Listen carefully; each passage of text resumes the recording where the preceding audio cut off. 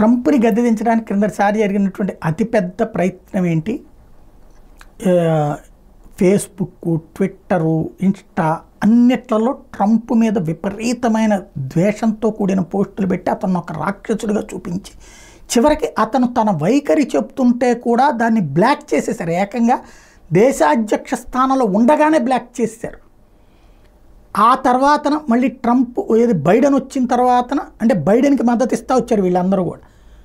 తర్వాత కాలంలో Elon Musk ఆ ట్విట్టర్ని కొని ఎక్స్ అని పేరు మార్చి తను లైన్లోకి తీసుకొచ్చాక కొన్ని రోజులు లాసెస్ అయినా దాన్ని లైన్లోకి తీసుకొచ్చిన తర్వాత అతను ఇవాళ ట్రంప్కి మద్దతు ఇచ్చాడు.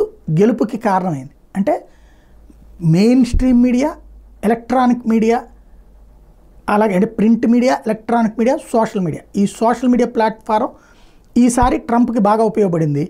చివరిలో దీనికి భయపడినటువంటి ఆ బైడెన్కి మద్దతు ఇచ్చేటటువంటి ప్రింట్, ఎలక్ట్రానిక్ మీడియా తటస్థ పాత్ర పోషించి తప్పుకున్నాయి బైడెన్ లేదా కమలా హ్యారిస్కి అండగా.